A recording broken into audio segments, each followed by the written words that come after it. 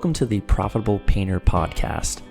The mission of this podcast is simple: to help you navigate the financial and tax aspects of starting, running, and scaling a professional painting business. From the brushes and ladders to the spreadsheets and balance sheets, we've got you covered. But before we dive in, a quick word of caution. While we strive to provide accurate and up-to-date financial and tax information, nothing you hear on this podcast should be considered as financial advice specifically for you or your business. We're here to share general knowledge and experiences, not to replace the tailored advice you get from a professional financial advisor or tax consultant.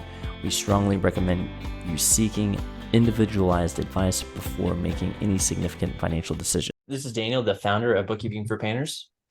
And this is Jonathan, advisor with Bookkeeping for Painters. How's it going today, Jonathan? Good. How are you doing, Daniel? Doing well. I'm excited about today's topic. We're talking about streamlining your processes. How you can use technology, automation to get more leads, close more work, make customers happier. That's an awesome topic, right? That's that's the key. That's a great thing for any kind of business. So it's an exciting topic. I'm excited to dive into it. Yeah, and I'm kind of passionate about this because back in, was it 2020, I deployed overseas. Actually, it's 2019. Deployed, and then during COVID, I was actually deployed overseas for the military, and I had a painting business and also had a accounting business, and I had to really streamline my processes. One, because I was leaving, I was not going to be involved in those businesses. I had to entrust others to do it, but I didn't want to. I wanted to kind of automate as much as I could, so I didn't have to rely as much on people. I can at least automate a lot of it. So I, especially for the painting business, kind of did a lot of automation to kind of get the most out of technology. And so going through that process and basically having that business run while I was overseas, I credit a lot of the success that I had of being able to do that, not be there, being across the world, to leveraging technology. So it's something that I'm kind of super interested in, and I'm happy to share with others. So the way I look at this is I kind of look at the different types of processes you have in your business. So you have your marketing process, you have your sales process, your onboarding process, your production process, your review capture process, like getting reviews from your customers. Then you have your customer reactivation process. How do you get repeat customers?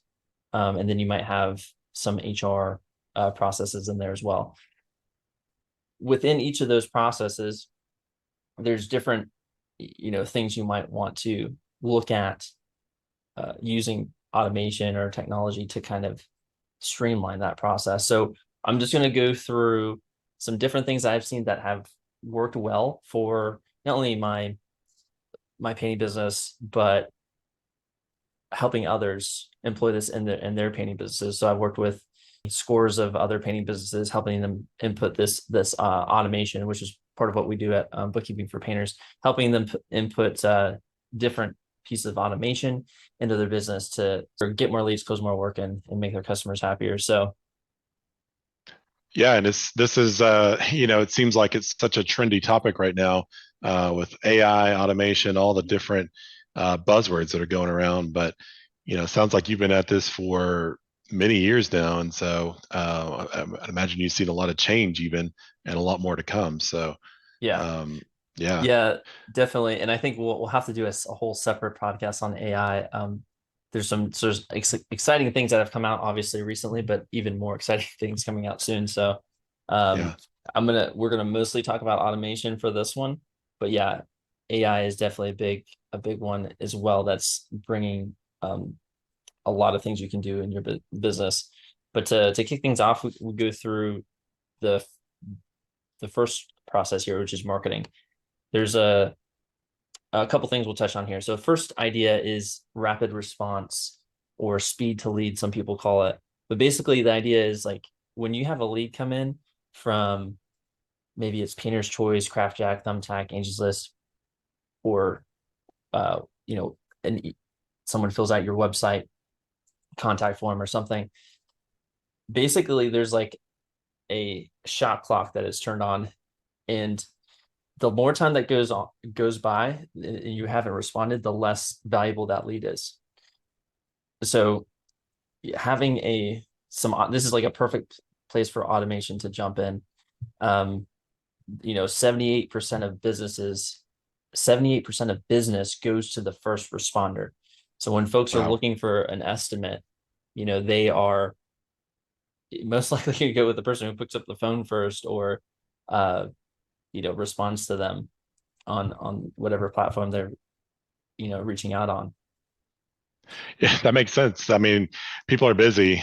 We always think, hey, our work will stand out amongst all our competitors, but in reality, it's the first person that responds to the need. Oftentimes, is the one who's getting in the door first. So, yeah, wow. But 78%, that's huge. Yeah. And didn't you have I know you worked on the real estate side. Didn't you have anecdote on this topic? Yeah, we in the real estate space, we always told realtors that um, it was 5 minutes. If you did not respond in 5 minutes or less, essentially that lead was probably being contacted by someone else. So, you had to get on there, and it didn't really matter what time of the day that was. And that's the thing with customers. You never know if they're going to fill out that form at 2 o'clock in the morning or at 9 a.m. on Monday when you can actually call them back or text them, right? So I think that's where automation can really be helpful, provide that immediate feedback that the customer is looking for. And if they're not expecting it, then you just won huge points. But Mm. if they are expecting it, you're not doing it, then you lost big time. So what are some strategies they can use to kind of get that rapid response? Yeah, so to go through one, let's just take the folks that use paid leads. So you're maybe using Painter's Choice, Craft Jack, Thumbtack, basically any of those paid leads that they send you an email when you have a lead come in.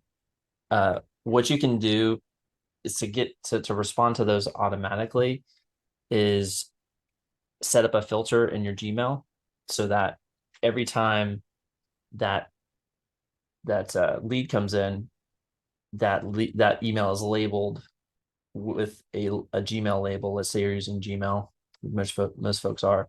So it's labeled like, hey, this is a lead. And then you can use something called Zapier. Now, Zapier we're going to refer to several times throughout this podcast. Zapier is basically it's automation software that is kind of like the duct tape for your apps. It takes information from one app and pushes it to another. So, for example, this would be taking information from Gmail and pushing it over to a texting app or a CRM to send a text or to send an email. So Zapier, you can use Zapier to basically, when that lead comes in for Gmail, you push that information into Zapier. Zapier parses out the email of the lead or maybe the phone number of the lead, and then shoots that information over to a texting app, maybe ClickSend or maybe a CRM to send out an email or a text message to that lead as soon as they come in and just say, hey, saw you're interested in getting a painting project done. You can go to this link here to schedule an estimate with me. Or give them the next steps, whatever, if you need to qualify them first. So that way that you are responding within seconds of getting that lead. And that can really help you, you know, get those leads converted to prospects, basically get them on your schedule for an estimate. I like that. The Zapier for the win, right? The duct tape between all the systems, because I think that's you know a lot of business owners, regardless of the industry, but you spend so much time trying to research what the right system is, and you spend so much agonizing time trying to find the right CRM or the right communication platform. And the reality is not all of them are perfect for everything. And so you found ways here to automate and kind of bring it all together without it relying on one system that may update tomorrow and suddenly change everything that you were doing. Yeah. Yeah, it's Yeah. definitely it's tough to find a CRM that's going to do all the things that you want to happen. So right now, from what my experience, from what I've seen, you're going to have to piece together things to accomplish what you want to accomplish in most cases. Um, so it's kind of the nature of the beast. But the next marketing idea, how to kind of improve your marketing process using technology is something called retargeting. And retargeting is basically when someone goes to your website and then they don't do what you want them to do, which is likely scheduling an estimate, and then they go somewhere else. You can retarget them, and everyone experiences this on a daily basis. But you're shopping for maybe you want to buy some new shoes, go to a shoe website, and then all of a sudden there's shoe ads everywhere. When you're in Facebook or searching on Google, there's like ads everywhere about that same website, so that you're being retargeted. So you can do that in your own business pretty cheaply. This is a very inexpensive thing you can do. It's just not a lot of people are aware of it. But basically, you would put what's called a pixel on your website. It's just a little bit of code, put it in the header of your website, and rollworks.com is something that you can look into that does this. Rollworks.com, they'll give you the pixel, put it in your header of your website, and then you can just design some ads. Have your admin person put together some simple display ads, and then when folks go to your website, they don't schedule an estimate, then they'll start seeing your ads everywhere. And website visitors who were retargeted with display ads are 70% more likely to schedule an estimate, because the other statistic I'll throw out there is 98% of people don't schedule an estimate the first time they go to your website. So it behooves you to look at that retargeting strategy. And again, just to emphasize, this can be done very cheaply. Especially you're probably not having a ton of website traffic as a painting business. If people are going to your website are probably legitimately looking at getting some painting work done. So you definitely want to retarget them. So this doesn't have to be too expensive. It's pretty cheap, probably one of the cheaper marketing things you can do that can give you a really good return on investment. Wow. Yeah, that's awesome. And you talk about stats. I heard a statistic at one point where it takes sometimes it takes a person saying no. You hear that all the time, right? People will say no up to 7 times. But a lot of people think of that as like a physical no.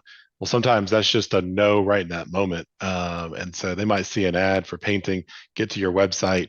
The first one was a yes, maybe it was technically a no because they didn't really do much, but they got to your website, didn't schedule anything because that was not the right moment, not the exact time, or they were just saying, no, not yet, but they didn't go anywhere else. And by retargeting them, every time they see that ad that they don't click on it, it's technically a no until eventually they do say yes. So, that's one way to kind of really what we're talking about is automating the sales process of that no, no, no, no, and then finally, okay, yes. So think about how many times the salesperson sometimes calls us and we never want to say no initially until it finally sounds good. So yeah, I think that's a great strategy. Yeah, I think someone smarter than me said no is basically not yet. That's what Not that yet. means. Yeah. Yep. Um, so that's the market. There's a couple ideas for your, using technology to improve your marketing process. Obviously, there's definitely more things in there. We'll leave it at those two. Let's take a look at the sales process. What can you do in your sales process to improve that using technology? So I think these days most CRMs have the ability to do like a post positioning email series, or sometimes a pre-positioning, basically meaning before the estimate and after the estimate, some sort of follow-up series via email. Some also can do text messages, before and after the estimate to kind of warm the prospect up to your company, what your processes are, what your people, what you're about, so that show them some social proof, and you can automate that stuff using a lot of CRMs. before and after the estimate. But what a lot of them don't have is direct mail. And just reflecting, like, when I was, you know, basically in college or high school, I just think about like how little email I received compared to now.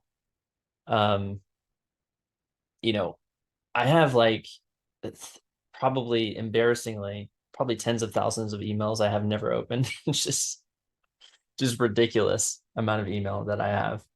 But I like never get an email. Whereas, you know, 20 years ago, it was the reverse. You'd get much mail all the time, but very rarely would I get an email. Um, so I think that's an opportunity for painting businesses to kind of really a way to really stand out, especially if your customer's getting multiple estimates. Is if you have like a really nice postcard, big postcard that you send out before the estimate, or a handwritten thank you card after the estimate. Pretty much no one else, very, very few painting businesses are doing that. And that's going to really um, show your value in your sales process and increase your close rate. So, because no one's getting, handwritten thank you cards or direct mail. And thanks to automation, you can actually automate, this piece as well. Yeah, So what? and the handwriting machines have gotten a lot better. I remember, was it 10 years ago? Sometimes you'd get the mail cards, and they would look handwritten, or they were made to look handwritten, and you could tell, and everyone was putting a light on it to see if they could see the reflection of the pen. But I mean, these are actually written by pen now, so Mhm. those are machines that are doing a fantastic job at automating this and actually being handwritten. Right. Yep. And just to so for the handwritten ones, like you said, they literally have these robots that hold a pen and put pen to paper, and they write the card. And the one that there's several out there, but one of them is handwritten.com, written spelled with a Y instead of an I. Um, but they have robots that handwrite those cards, and they have different styles too. So I always choose like the one that has the worst handwriting, that looks more like mine. Basically, I have terrible handwriting, but so it doesn't look all fancy or anything. It's just like looks like you know, um, some fourth grader wrote it basically. Uh, so I always choose those, and those look pretty good. It's pen to paper, and it's like not consistent and kind of it's legible, but it looks like an actual person wrote it. um, but handwritten.com integrates with Zapier, so you can basically, um, if let's just say you just to use an example, maybe use You Can Book Me or Calendly or Acuity or one of those schedulers on for your estimates. You can basically set up a Zap so that when that appointment starts or ends, you can trigger it to send off a thank you card in Zapier, so that you take the information from the scheduler and send it over to handwritten to send out a thank you card. Um, and that's a simple Zap that you could do that will, a handwritten card is like $3-4, which is not much money considering you're probably bidding on projects that are worth $10,000. Yeah. And Similarly. it's all doing things that really are just taking your customer experience and just putting it that much above everyone else and possibly every other service provider they've ever used in the past. So, that $3 may turn into a third or fourth referral off of one customer. Mhm. So huge. Yep. And if you don't like the idea of handwritten cards written by robots, you could do something like postalytics.com. So that's postalytics.com. If you just Google that, basically you can design like a direct mail piece, like a postcard, a big postcard, and send and have that sent off in the same kind of way that I just described, like with a Zap, and because that does integrate with Zapier, and have that sent off. Or you could do both, send one before and one after the estimate. So those are ideas on how you could improve your sales process with technology.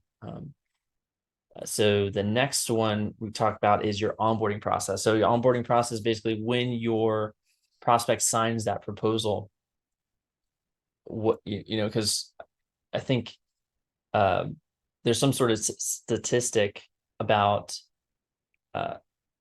when your prospect signs up and becomes a customer within the first 72 hours, they kind of make up their mind on whether they made the right decision or not. There's some kind of stat like that where it's basically like, are they going to have buyer's remorse?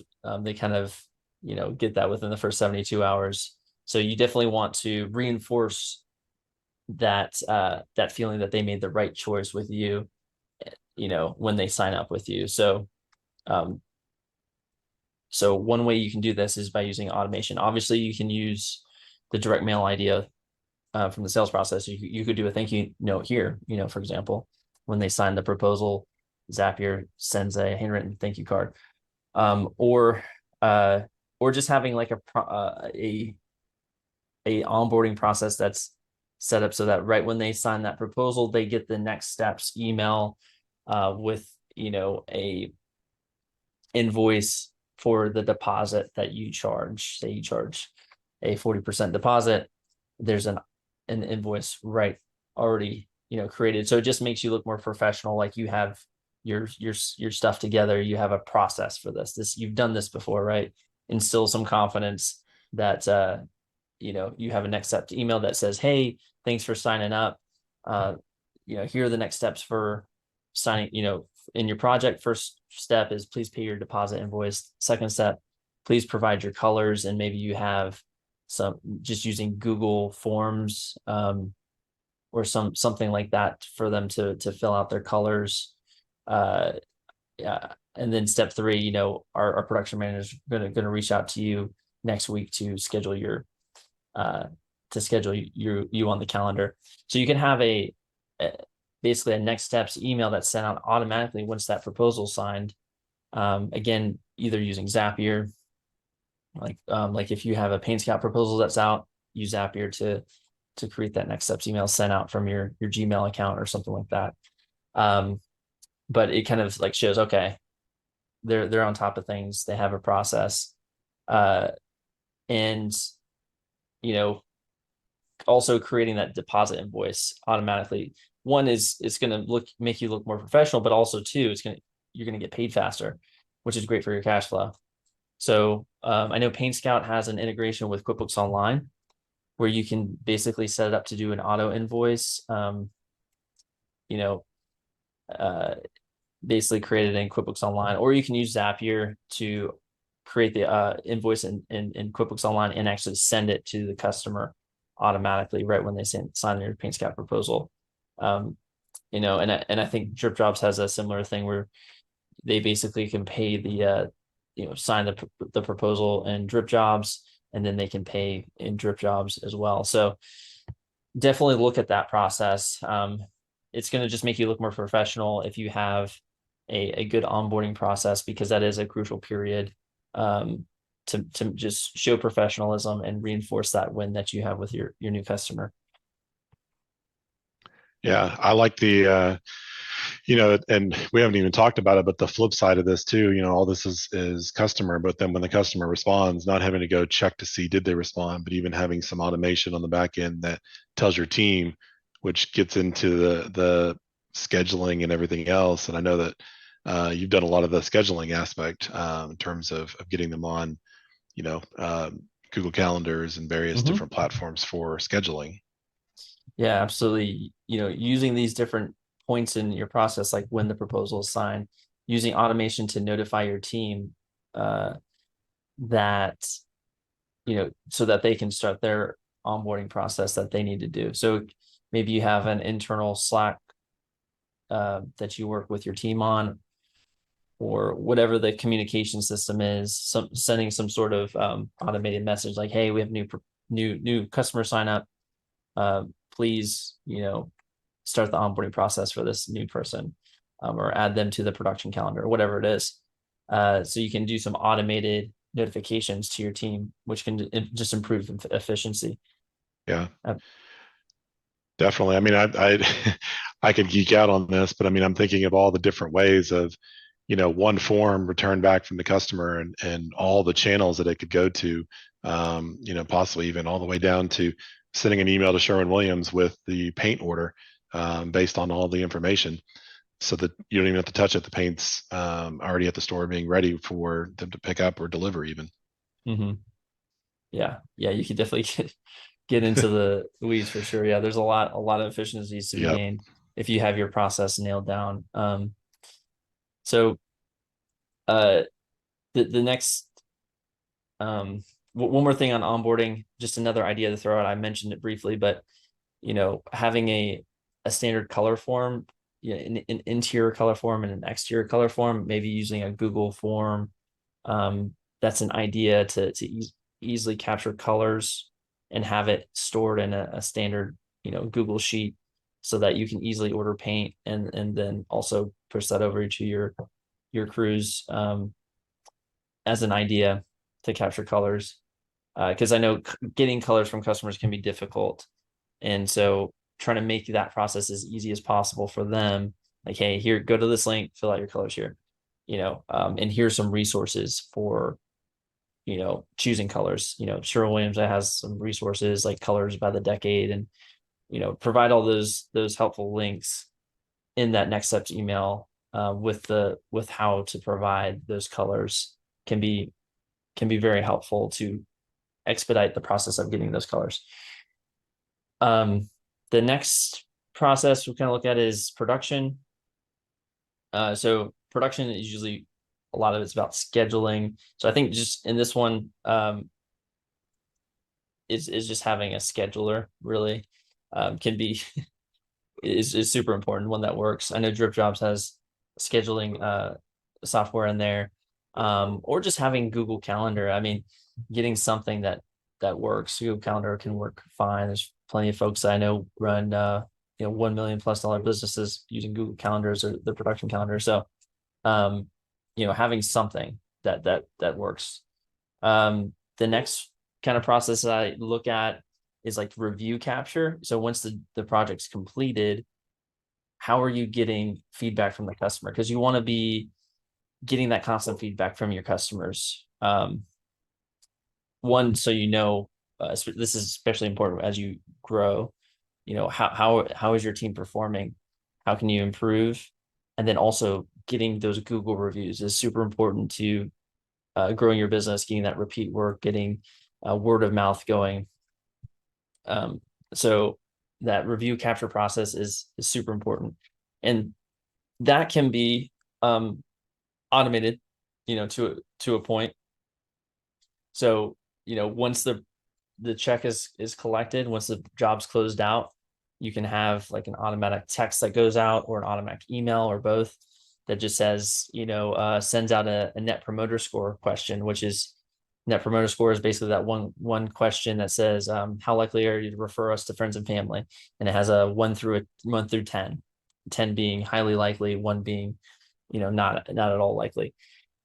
And so that NPS, that's a proven system to that you can use to evaluate how your business is performing. Basically, if someone gives you a 9 or a 10, that means that they're a promoter. They're going to give you positive word of mouth. If they give you anything below a 9 or a 7 or 8, they're basically passive. They're not going to be giving good word of mouth or bad word of mouth. And if it's like a 6 or lower, that's a negative word of mouth. So you don't want that one. But yeah, send out an NPS automatic like text or email or message. Say how likely are you to refer us to friends and family, and then they give you that score, which you can use that score for bonuses, pay incentives with your team, and use it to track as a company metric as well. And then you can also use that number to determine whether you should send a follow-up.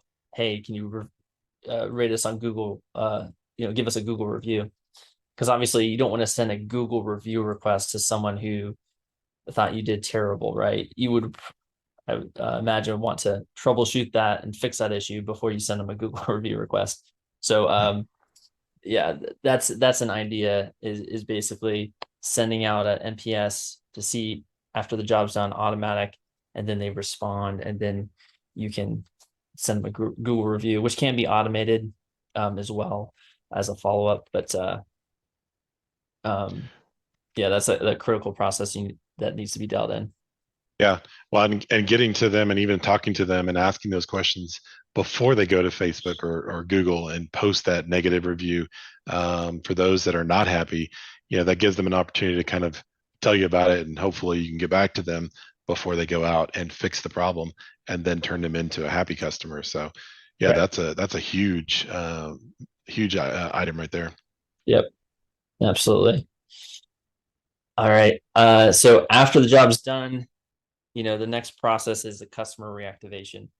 So, there's I was just on a call yesterday, I think, and there's a business owner. He has a list of like a couple thousand people that he wasn't consistently reaching out to them to get them, booked for new work.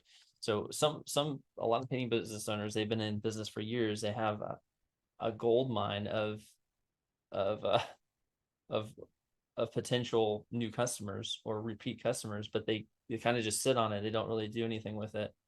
Um, and so, yeah, if you're listening and you have a list of hundreds or thousands of customers, definitely really consider having a deliberate customer reactivation program. And you can definitely automate a portion of this. Soon to be all of it using AI, but right now it's still, I think, requires a little bit of manual task there. But basically, just to go through some of the reasons why you should definitely consider this. Let's say, and this is something we do at Bookkeeping for Painters. We do customer reactivation, and so I see these numbers pretty frequently. And basically, what we see is we do text message reactivation, where we send out a text message to your list that has like a simple offer that says, "Hey, this is Daniel from ABC Painting. This week we're running a 10% off any exterior painting project. Would you like a voucher? Would you like to take advantage of this offer?" Something simple like that. So you send out that text message to your list. And what we typically see is about a 1% response rate. So if you have 1,000 people on your list, and you send that message out, you'll likely get 10 estimates out of that. So 1%. So 10 estimates, usually with prior customers, you're going to have a higher close rate. So you'll probably book, 4 or 5 of those, since the folks are already familiar with you. Let's just say you booked 4 and you have an average job size of $10,000. So that's $40,000 in sales that you just got because you did a reactivation program, and it probably took you a couple hours to do. So that's a big one right there. And you can use there's there's many text-based apps that you can do mass texting. If you just Google, there's plenty out there that you can basically load up your list of you just need the first name and the text and the phone number, and you can get started. The one thing that you'll now have to face is the A2P requirement. There's like this new requirement by the phone carriers that require you to register with them. So that's a little hurdle that you just have to do it once, to just register with the phone carriers to send out mass text messages. But that A2P 10 DLC requirement, it doesn't take too long to get through that. Once you do that, you can do mass text to folks, assuming that you have permission to do that, which, assuming these are prior customers, you probably do. So that's definitely a piece to look at, and leveraging technology to get more customers reactivated. Yeah, and I think you hinted at. I mean, it was a perfect statement, a gold mine. So, whether that's 100, thousands, or tens of thousands of customers, depending on how old your business is, that's you think about what the value of a business is, a lot of times it is the clients that are coming in, but it is that past client as well. And especially with all these other things we've talked about, making those customers happy. That experience, they want that again if it was a good one to begin with. So they definitely would likely reach back out to you, provided they know about you and remember. And so all of these strategies really kind of line up with reminding the customer about you and about your services so that you're top of mind when they do need those services. Yes, absolutely. And a good point on the resale value. Like if you ever want to sell your business, being able to prove that you have a customer list that regularly that you is reactivated and you have kind of a recurring revenue off of that. If you can show that, that makes your business a lot more profitable. If you have a customer base that you regularly reactivate, 4% of it each year to result in X amount of sales, that's going to make your business a lot more profitable than, you know, not doing that. So Yeah. And it's the beauty of this is it's done through automation. So any new business owner can step right in, and it's no longer tied to the business owner as regardless of what market you're in. The larger markets, it's not so much, but the smaller markets, that oftentimes it's based on who knows who, and therefore, oh, I knew the business owner, and that's why you continue to get that business. But these are automated processes, so it kind of takes you out of that and makes it so that it's the business standalone as opposed to just being you and who you know, and you reaching out to them every single time. So yeah, big value increases for business for sure. yeah. All right. And coming to the last process we'll talk about, which is onboarding workers. So for employees, this one can be well handled by just having a good payroll software or HR software that you use. One that I frequently recommend is Gusto. They have a good onboarding uh, process that you can use in that system. But there's plenty out there that you could use for employees. For subs, I mean, you can also use Gusto for subs as well, subcontractors. But it doesn't quite cover you completely. I think because I mean it can cover you completely, but often there's a piece missing, which is the insurance piece, getting the insurance documents from your subs. So you might need to have a deliberate process there.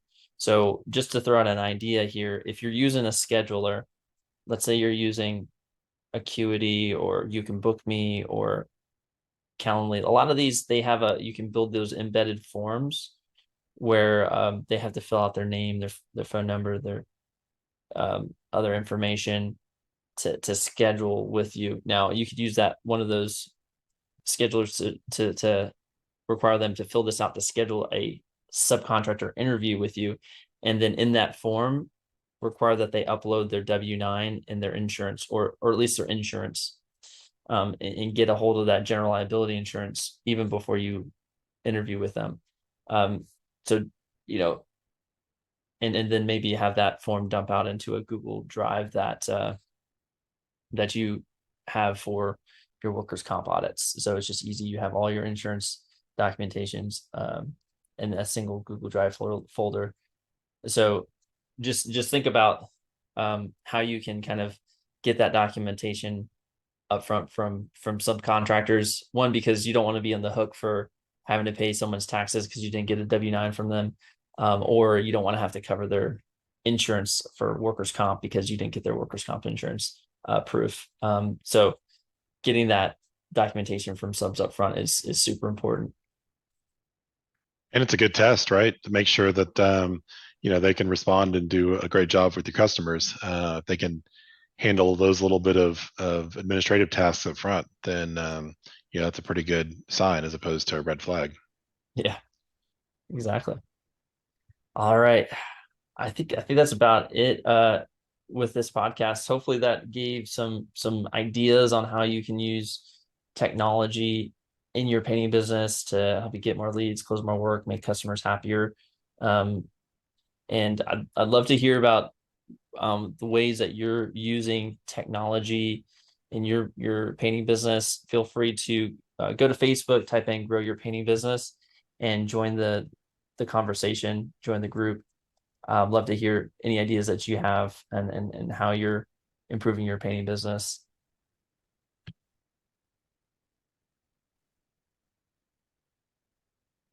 And with that, we'll see you next week.